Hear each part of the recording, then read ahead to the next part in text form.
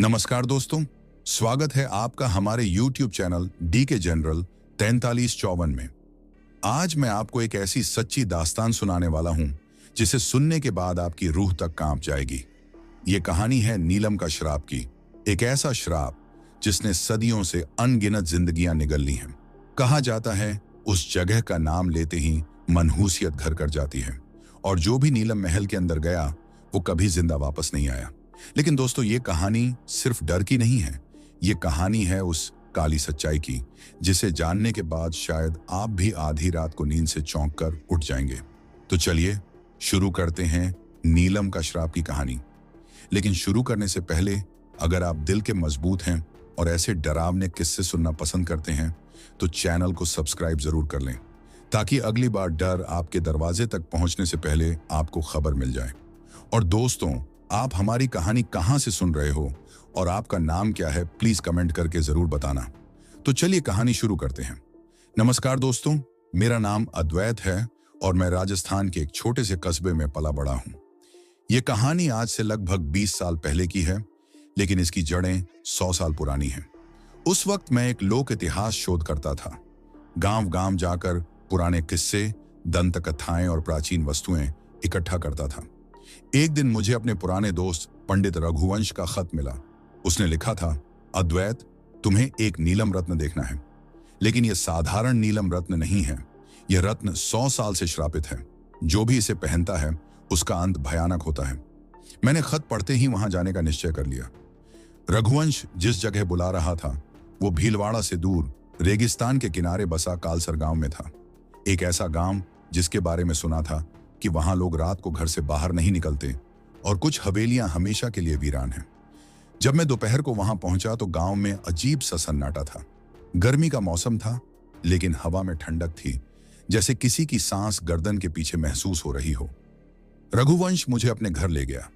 एक पुरानी हवेली जिसकी दीवारों पर दरारें और स्याही के दाग थे। रत्न, मैं तुम्हें रात में दिखाऊंगा, उसने कहा। दिन में इसे बाहर निकालना अशुभ है। मैंने मुस्कुराकर हाँ कहा, लेकिन मन में हल्की बेचैनी थी। रात होने पर रघुवंश मुझे हवेली के तहखाने में ले गया।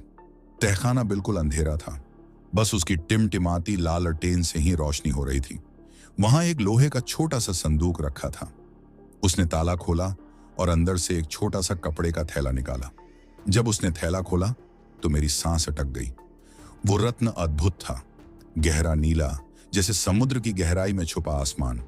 उसे हल्की सी ठंडी रोशनी निकल रही थी, मानो वो जिंदा हो। ये है नीलम, रघुवंश ने फुसफुसाया, और यही है कालसर का श्राप। उसने मुझे बताया 100 साल पहले इस गांव में राजवंश की बेटी नीलम रहती थी। वो सुंदर थी, लेकिन उसकी आंखों में एक अजीब सा तेज था। कहते हैं कि वो तांत्रिक विद्या जानती थी और अपने प्रेमी को पाने के लिए उसने देवताओं की शपथ तोड़ी थी। पर जिस रात उसकी शादी होने वाली थी, उसी रात उसे महल के भीतर जिंदा जला दिया गया। मरते वक्त उसने कहा, मेरी आत्मा इस रत्न में बस जाएगी और जो भी इसको छुएगा उसका अंत मेरी तरह ही होगा, झलकर चीखते हुए। रात के करीब 11 बजे जब हम ऊपर लौट रहे थे तो मुझे लगा जैसे कोई सीढ़ियों के पीछे खड़ा है।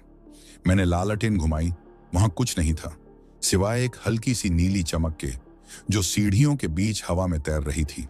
रघुवंश ने घबराकर लालटेन बुझा दी और बोला, अगर इस चमक को देख लिया तो समझ लो नीलम की नजर तुम पर पड़ गई है। मेरी रीढ़ में ठंडक दौड़ गई।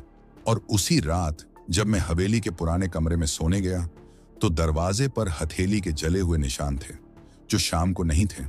उस रात के बाद से मेरी जिंदगी जैसे उलझ गई थी। मैं गांव में किसी से कुछ कह भी नहीं सकता था क्योंकि सब मुझे पागल समझते। लेकिन मेरे अंदर एक अजीब सा डर बैठ चुका था। दूसरे दिन सुबह मैं खेत की तरफ गया तो देखा वही खेत जहां से नीलम की झोपड़ी का रास्ता जाता था। वहां की मिट्टी में रात के गीले पांवों के निशान साफ साफ दिख रहे थे। लेकिन समस्या ये थी कि ये पांव इंसान के नहीं थे। उंगलियां लंबी और पंजा किसी जंगली जानवर जैसा, लेकिन बीच में चांदी जैसी चमक लिए हुए।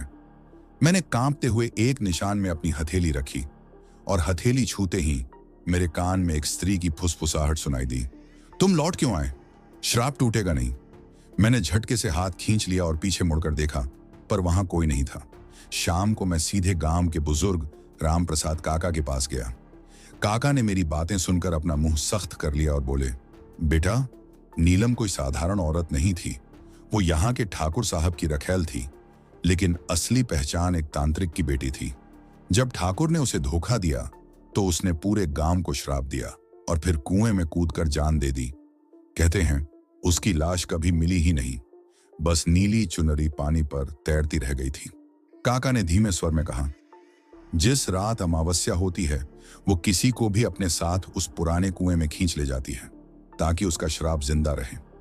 मेरे रोंगटे खड़े हो गए।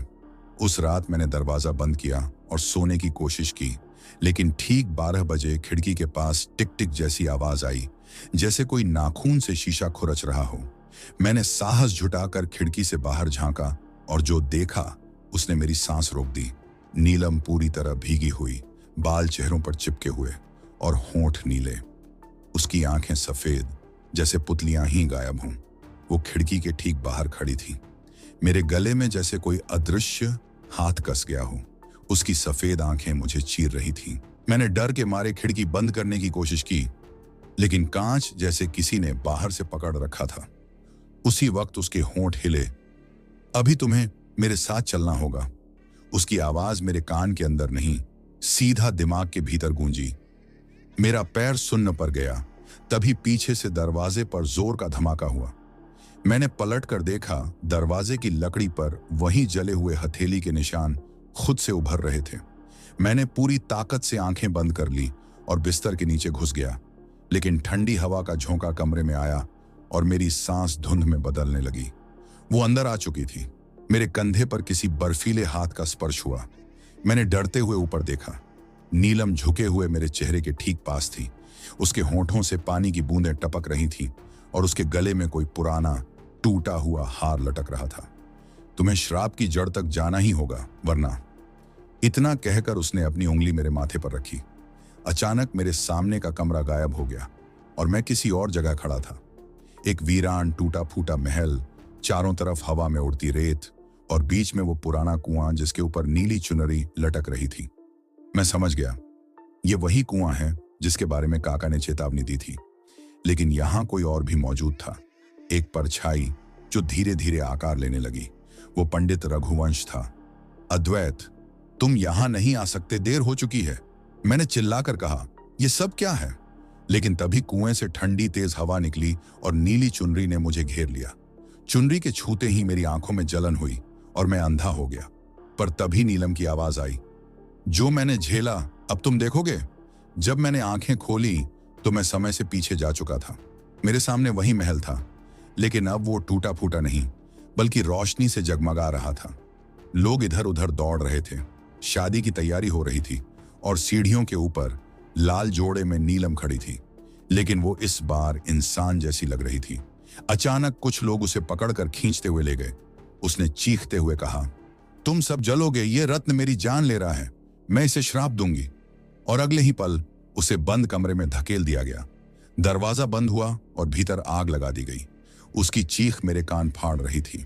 मेरे होश तब वापस आए जब मैंने खुद को फिर से अपने कमरे में खड़ा पाया, लेकिन अब मेरी हथेलियों पर नीले रंग के निशान थे, जैसे किसी ने अंदर तक कुछ लिख दिया हो। रघुवंश दरवाजे पर खड़ा था। उसकी आंखें नीली चमक रही थीं।